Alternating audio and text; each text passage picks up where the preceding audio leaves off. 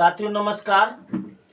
हिंदी के उपसर्ग वाले दूसरे पार्ट में हम आज हैं। उपसर्ग में कल हमने आपको बता दिया था कि किसी भी शब्द में उपसर्ग कैसे निकाला जाता है, उसकी एक ट्रिक छोटी सी बताई थी। भाग 1 में उसको देख लेना आप लोग। और आज हम कुछ और उपसर्ग आपको लिखाते हैं। उससे पहले कल जो अंतः उपसर्ग लिखाया था पहला, उसमें एक टाइपिंग मिस्टेक हो गई थी। एक जगह एक शब्द लिखा था प्रांतीय। आप लोग प्रांतीय में सोचे होंगे इसमें कहाँ अंतः उपसर्ग है, तो वो रियल में अंतः प्रांतीय हमने लिखा था, वो टाइपिंग मिस्टेक थी। तो अंतः प्रांतीय को वो प्रांतीय जो लिखा था उसको अंतः प्रांतीय मान लीजिएगा, और अंतः उपसर्ग भी है उसमें। उसके बाद आ उपसर्ग वाले में भी 2-3 शब्द रह गए थे। एक शब्द आपको उसमें लिखा मिला होगा घटनीय, उसमें शुरू में आ उपसर्ग लगाना भूल गए थे, तो अघटनीय शब्द उसको पढ़ें। एक शब्द कंचन लिखा है, कंचन वास्तव में अकिंचन हमने लिखा था, अकिंचन, ध्यान नहीं दिया था उसको, तो अकिंचन शब्द उसको पढ़े तो आ उपसर्ग हट जाएगा, तो किंचन शब्द बचेगा। और एक शब्द और मिला था जो कल्पित लिखा था, कल्पित, और वो लिखना था हमको अकल्पित। तो ये 3-4 शब्द थे जो कि गलत मिस्टेक हो गया था उसमें, मतलब टाइपिंग गड़बड़ी हो गई थी। अब हम आपको एक एक उपसर्ग की और बात करते हैं, क्योंकि जितने उपसर्ग होते हैं ना उनके कुछ अर्थ भी होते हैं। अर्थ भी कभी कभी पूछ लिया जाता है। जैसे अंतः उपसर्ग का अर्थ हमने बताया था, इसका अर्थ अंदर, भीतर, ये सब होता है। और आ उपसर्ग का अर्थ हुआ था वर्जित, नहीं या निषेध। इसी तरह एक उपसर्ग होता है अति। अति उपसर्ग का अर्थ अगर आपसे पूछे तो ज्यादातर लोग कहेंगे ना ज्यादा अति नहीं, तो अति वही अति है। तो अति का मतलब होता है अधिक, मतलब होता है अति का मतलब अधिक। अति का मतलब क्या होता है? अधिक या बहुत, या कहीं कहीं अति का अर्थ हट कर यानी परे के अर्थ में भी प्रयोग होता है। तो अति के अर्थ 3 होते हैं यहां पर, अधिक, बहुत और परे। तो इसके जो शब्द है वो थोड़ा टेक्निकल है, उसमें संधि की जरूरत पड़ती है, कुछ में नहीं पड़ती। जैसे एक शब्द है अतिवाद। अब आपसे कोई कहे कि अतिवाद में कौन सा उपसर्ग है, तो कल वाली ट्रिक से आप इधर से हटाना शुरू करो। आ हटाओगे तो तिवाद बचेगा, कोई शब्द नहीं। अति हटाओगे तो वाद बचेगा, तो यानी वाद शब्द होता है। अब आपको अगर ये नहीं मालूम कि वाद शब्द अगर होता है तो इसका माने क्या होता है, तो आप ऐसे शब्दों में ये चीज करें कि इसमें कोई और उपसर्ग लगा के देख लें। अगर शब्द बच जाएगा इसका मतलब ये शब्द है, हमको उसका मीनिंग नहीं मालूम होगा, तो इसमें कोई और उपसर्ग लग सकता है, लग सकता है। अप लगा दो, अपवाद बन गया। वि लगा दो, विवाद बन गया, है ना। तो इस तरह अतिवाद में अति उपसर्ग होगा। और शब्दों को देख लेते हैं। जैसे लिखा है अतिशय,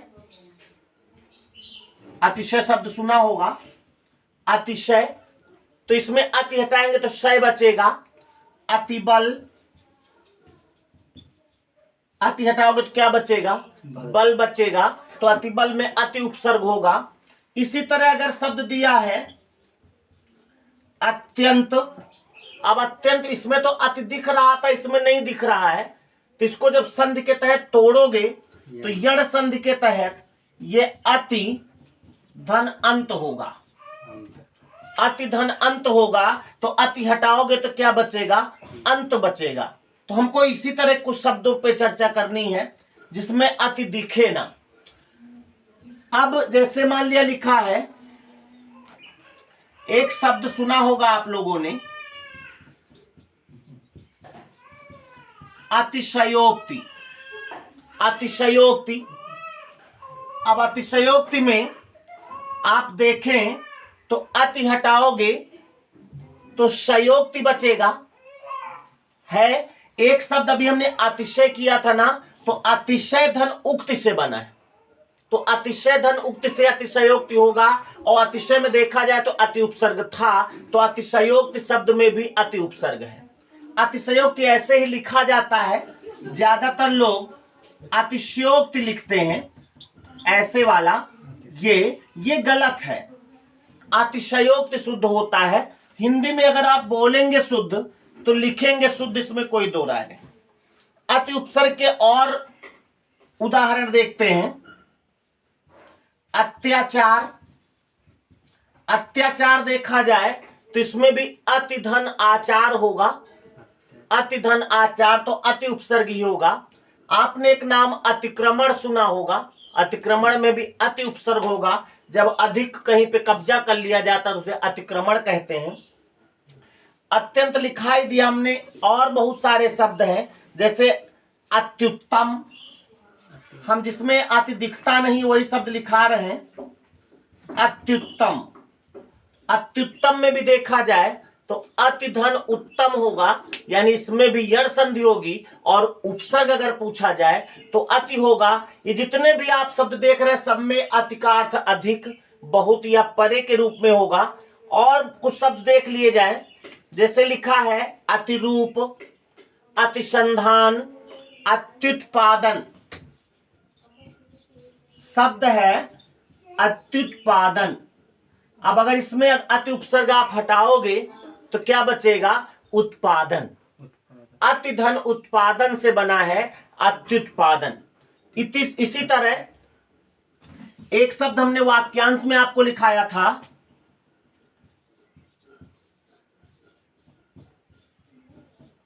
क्या? अतिवृष्टि। अतिवृष्टि में अति हटाओगे तो वृष्टि बचेगा। वृष्टि मतलब होता बरसात। तो अतिवृष्टि किसको लिखाया था? आवश्यकता से अधिक, यानी अधिक बरसात होना अतिवृष्टि कहलाता है। तो अतिवृष्टि में भी अगर देखा जाए तो कौन सा उपसर्ग होगा? अति उपसर्ग होगा। समझ में आई बात? इसी तरह बहुत सारे शब्द हैं, आप कोई भी शब्द होगा कर लेंगे। केवल आप इतना याद रखिएगा, अति उपसर्ग का जो अर्थ होता है वो अधिक, बहुत और परे होता है। इसके बाद अगला उपसर्ग और देख लेते। एक उपसर्ग होता है अधा। अधा उपसर्ग होता है। विसर्ग संधि के तहत ये एक अधो लिख के आता है, अधो मिलेगा हिंदी में, या अधस मिलता है, अधो, अधस। या एक शब्द और इसका अर्थ क्या होता है? ये अधो और अधस भी होता है, इसका अर्थ होता है नीचे। क्या होता है? नीचे।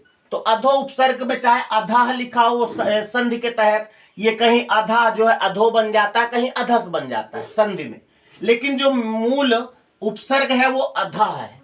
और अधा का अर्थ क्या होता है? नीचे। यानी इसके जो भी शब्द होंगे वो नीचे अर्थ देंगे।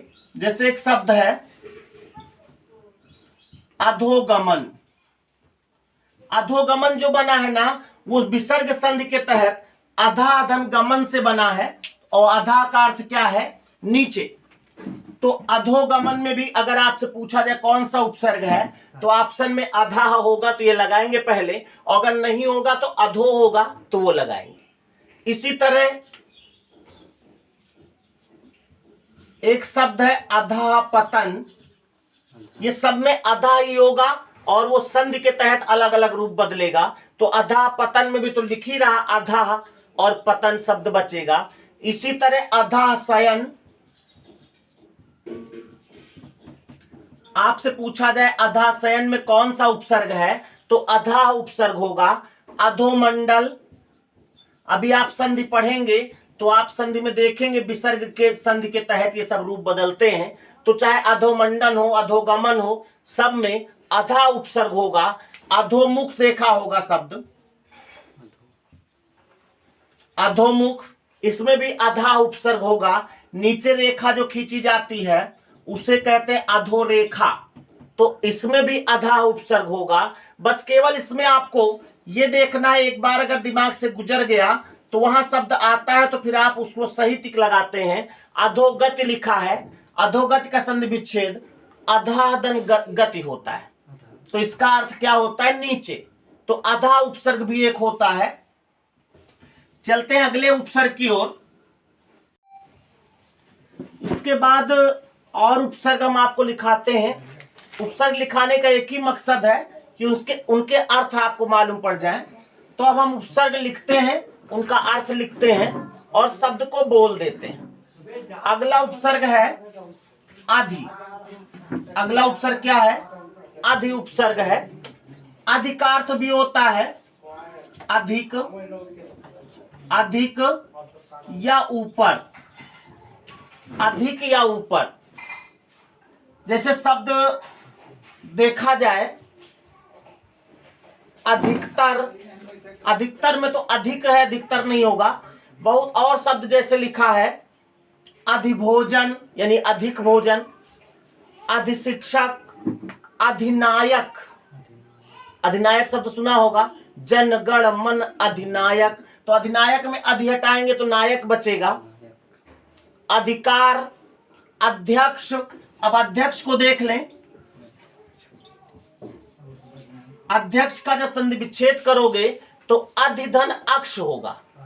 तो अध्यक्ष में भी अधि उपसर्ग है। इसी तरह अधिपुरुष और बहुत सारे शब्द हैं आपके दिमाग में। अध्यादेश, अधिवर्ष, है ना। इस तरह के शब्द जो हैं वो अधि उपसर्ग में होंगे। केवल आपको देखना है अधि का अर्थ क्या होता है। तो अधि का अर्थ होता है ऊपर या अधिक। उसके बाद अगला उपसर्ग है अन। अन उपसर्ग। जैसे अभी आ उपसर्ग आपने देखा था, आ माने नहीं होता था। तो जो अन उपसर्ग है उसका माने भी होता नहीं। दोनों में अंतर इतना है, आ माने भी क्या होता है? नहीं।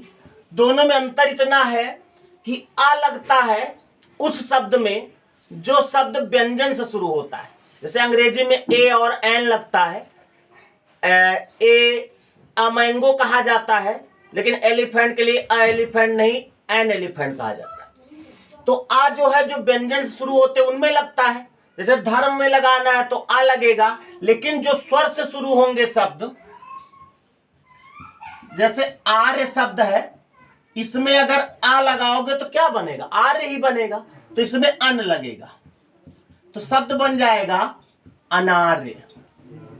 तो अन उपसर्ग आ उपसर्ग की तरह ही है, बस केवल जो शब्द किससे स्वर से शुरू होंगे उनमें अन लगता है। तो अनार्य लिख लो आप। अनावश्यक, अनावश्यक में क्या होगा? अन धन आवश्यक, अनावश्यक हो जाएगा। अनुपम, अन धन उपम यानी उपमा, अनुपम हो जाएगा।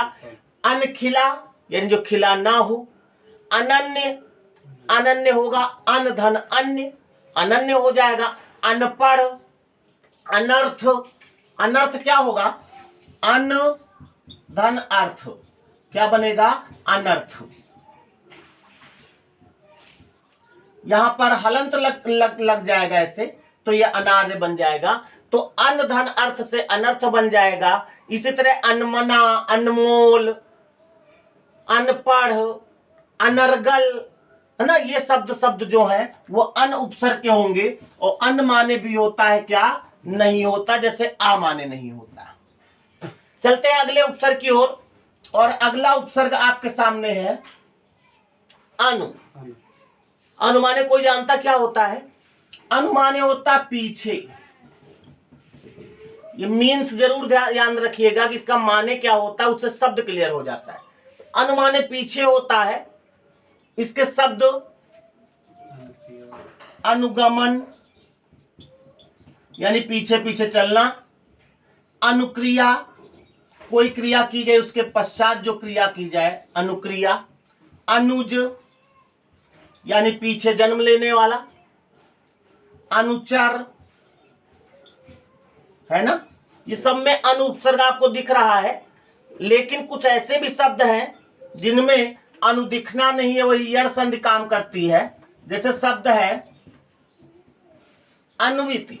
अनुविति में अनुधन इति होगा तो अनु उपसर्ग ही होगा। अन्वेषण, अन्वेषण में अनुधन एषण होगा और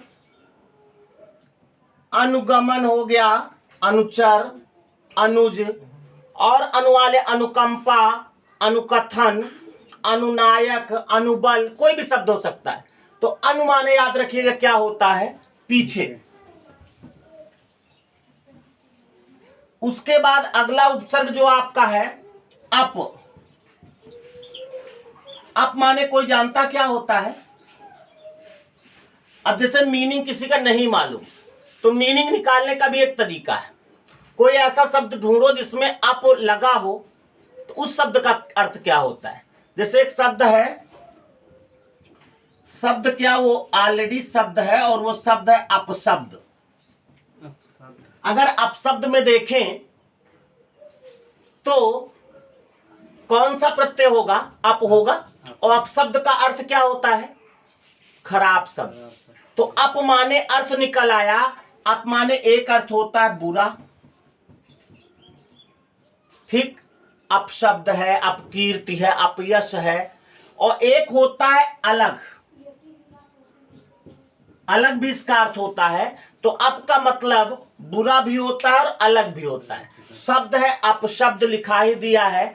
अपसारण अपभ्रष्ट अपसृत अपकर्ता अपकर्म बहुत सारे शब्द हैं। अपवाद अपनयन अपमार्ग अपव्यय।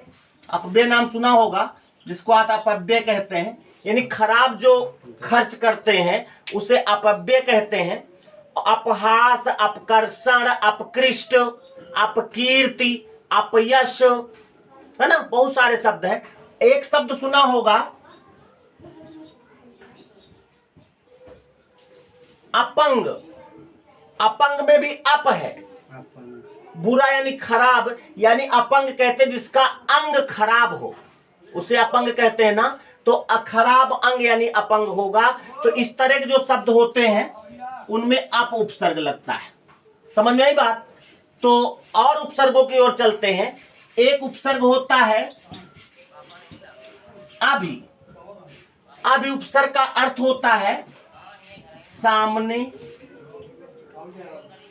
अभिमाने। तो अभि उपसर्ग जो है इसका अर्थ होता है सामने या अधिकता भी होता है कहीं कहीं पर।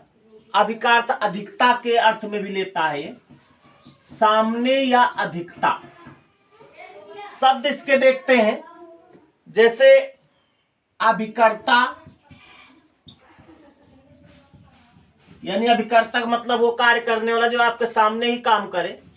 अभिनय अभियुक्त अभियान है ना, सब में अब देख रहे हैं। इसी तरह और बहुत सारे शब्द हो सकते हैं। अब वो शब्द दे दें जिसमें यरसंध की जरूरत पड़ेगी, जैसे अभ्यागत। अभ्यागत को अलग अलग करोगे तो अभिधन आगत बनेगा, यानी अभि उपसर्ग होगा। अभ्यर्थी, अभ्यर्थी भी है, अभिधन अर्थी से होगा, अभ्यर्थी बनेगा। एक शब्द सुना होगा अभ्यारण्य, तो अभिधन अरण्य से बनता है। अरण्य माने जंगल होता है, तो अभ्यारण्य उससे बनता है। और अभ्यास है ना। तो इस तरह के शब्द जो है वो अभि उपसर्ग के हैं। बहुत सारे शब्द हैं शब्दकोश में, लेकिन हमको सभी उपसर्ग आपके सामने लाने हैं, इसलिए जल्दी जल्दी हम लिखते हैं। अगला उपसर्ग जो है वो है उत। उत उपसर्ग है। इसका अर्थ होता है ऊपर उठा हुआ, ऊपर उठा हुआ। उत का अर्थ क्या होता है ऊपर उठा हुआ, या इसका अर्थ अधिक भी होता है, अधिक। इसका अर्थ प्रबल भी होता है। तो उत के इतने अर्थ होते हैं। और ये संधि के तहत जब व्यंजन संधि में ता के बाद कई नियम है, वो भी संधि पढ़ोगे तो हो जाएगा। तो इसका रूप जो है उत भी होता है, उद भी होता है, उच्च भी होता है, कई होते हैं। तो शब्द इसके देखे जाए, जैसे लिखा उद्भव,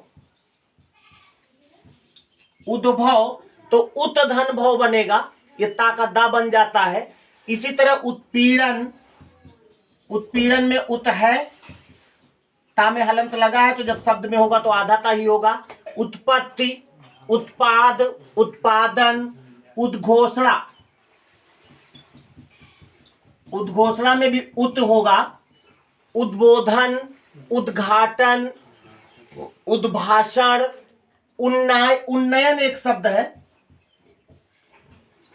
अब उन्नयन में आपको उत नहीं दिख रहा है, लेकिन इसका संधि विच्छेद करोगे तो उत धन्ययन होगा, तो उत ही उपसर्ग इसमें भी होगा। और है उत्पादन है, उत्सुक है, बहुत सारे शब्द हैं उत वाले। उसके बाद एक उपसर्ग बहुत इंपॉर्टेंट है, उन। इसका अर्थ जो होता है ना, केवल हिंदी की गिनतियों के लिए बना है। इसका अर्थ होता है एक कम, एक कम। जैसे 30 शब्द लिखा, 30, 30 में उन लगा दो, क्या बन गया? 29, 29। और इसका अर्थ हो गया 30 में एक कम। तो केवल संख्याओं के लिए बना है। 29, 19, 20 में एक कम, 39, 49, 69, 79, है ना। जितने भी शब्द हैं एक कम का अर्थ देते हैं। और इसे संस्कृत में जैसे 20 को विंशति कहते हैं, और उन लगा दे तो उनविंशति जो होगा वो 19 को होता है, एक कम। तो इस तरह से उन माने एक कम होता है, ये केवल संख्याओं में ही प्रयोग होता है। अगला उपसर्ग देते हैं, एक होता उप। जैसे आप शब्द, ये चैप्टर कौन सा पढ़ रहे हो? उपसर्ग। तो उपसर्ग में भी देखा जाए तो उप लगा है, तो उप माने होता है छोटा। उप माने क्या होता है? छोटा होता है। और हमने उपसर्ग का अर्थ बताया था, नजदीक भी होता है, यानी पास भी होगा। उप का अर्थ पास भी होता है, उप का अर्थ निकट भी होता है, वही पास निकट वही बात है। उप का अर्थ विस्तार भी होता है। तो उप के इतने अर्थ होते हैं। शब्दों में आते हैं तो जैसे उपक्रमण, उपकरण, उपकरण हो गया, उपांग, उपयुक्त, उपकूल, और उप से बताओ और कोई शब्द, उपसर्ग। और उप वाले कुछ शब्द बताओ, उपनदी, उप प्रधानमंत्री, उप प्रधान, उपवन। उपवन नाम सुना होगा, उपवन यानी जो छोटा वन होता है उसे उपवन कहते हैं। उपसंस्कार, उपवास, उपभेद, उपभाषा, बहुत सारे उप हैं। तो उप का अर्थ होता है छोटा, पास या निकट। समझ रहे हैं ना। तो इस तरह से और भी कुछ देख लिए जाए उपसर्ग। एक उपसर्ग होता कम, विदेशज उर्दू शब्दों में लगता है ये। कम का अर्थ होता है थोड़ा या हीन, थोड़ा या हीन। जैसे कम अक्ल, कम अक्ल, अक्ल जो है उर्दू शब्द है, तो कम अक्ल जो है वो यानी कि कम अक्ल का मतलब थोड़ी अक्ल जिसके होता है। कम खर्च, कमजोर, कम नसीब, कम वक्त नाम सुना होगा, कम समझ, इस तरह से। तो कम माने होता है थोड़ा या हीन। इसी तरह से एक शब्द होता है गैर, यहां पे नुक्ता लगता है। गैर का अर्थ होता है विपरीत। ये उर्दू शब्द विदेशज शब्द है, तो जितने भी शब्दों में लगेगा वो विदेशज शब्द होंगे। विपरीत होता है। और गैर का मतलब बिना भी होता है। गैर का अर्थ नहीं भी हो सकता, नहीं, बगैर। जैसे गैर हाजिर, गैर मामूली, गैर मुनासिब। ये जो मुनासिब है, हाजिर है, मामूली, ये सब विदेशज शब्द है। गैर मुल्क, गैर हाजिर, गैर जरूरी, गैर जिम्मेदार, ये शब्द है। तो गैर माने विपरीत या नहीं होगा। उसके बाद एक उपसर्ग होता है का, या संस्कृत में लगेगा तो कु। दोनों का अर्थ होता है बुरा। का जो लगेगा वो तद्भव शब्दों में लगेगा और कु लगेगा तत्सम शब्दों में। जैसे हमने बताया था आपको, पूत शब्द है तो का लगेगा और पुत्र शब्द है तो कु लगेगा। तो कपूत कुपुत्र हो गया, कुचेष्टा, कुमति, कुपोषण, कुमंत्रणा, है ना। इस तरह के शब्द जो है कु वाले हो जाएंगे। कुकर्म, बहुत सारे शब्द हैं, उस शब्द आप भी ढूंढ सकते हो। इसी का उल्टा एक होता है सा या सु। इसका मतलब होता है अच्छा। जितने शब्द आप कु वाले में देखे सब में सु लगा दो तो अच्छा हो जाएगा। जैसे सुपुत्र, सपूत, सुकर्म, स्वागत, एक शब्द मिला स्वागत। स्वागत तो आप जानते हो ना, स्वागत। स्वागत जो है सुधन आगत से बना है, यानी जहां जिसका आना अच्छा हो उसे स्वागत कहते हैं। स्वल्प सुधन अल्प होगा। और सु वाले सुमति, सुजान, सुसज्जित, सुव्यवस्थित, बहुत सारे शब्द हैं। तो सु और कु एक दूसरे के विलोम होते हैं। एक उपसर्ग होता है दुह। दुह का जो अर्थ होता है ये दूसरे रूप में भी प्रयोग किया जाता है। कहीं कहीं दुर लगा होता है, कहीं कहीं दुस लगा होता है। दुस यानी कि इसी उससे संधि के तहत जुड़ जाता है, दुस। और इसका अर्थ जो होता है वो वही होता है कठिन या बुरा, कठिन या बुरा। किसका? दुह का अर्थ। शब्द इसके जो होंगे उसमें दुस भी मिलेगा, दुर भी मिलेगा।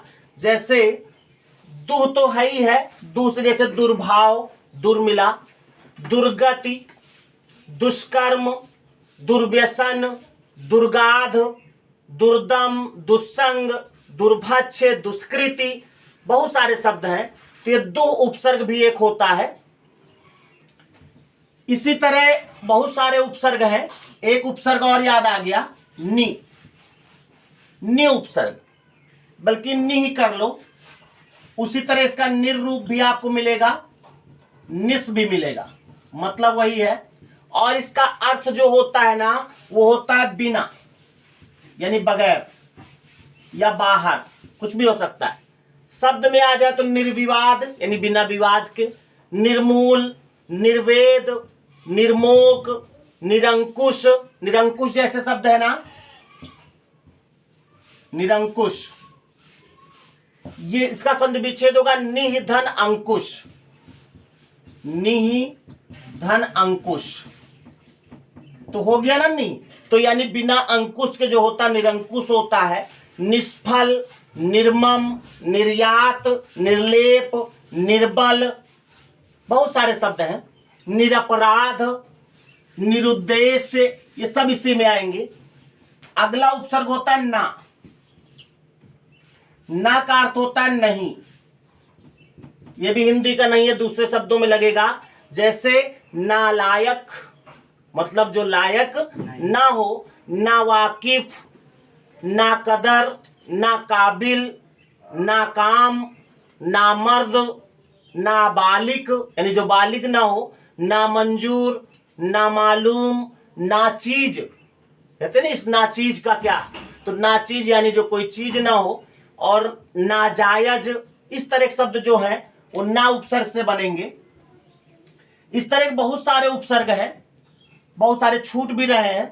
हम आपको लास्ट में फिर एक बार बता दें, किसी भी शब्द में अगर उपसर्ग पूछा जाए तो आप वही तरीका अपनाएंगे। कौन सा? जैसे कोई शब्द है, जैसे शब्द है पराभव।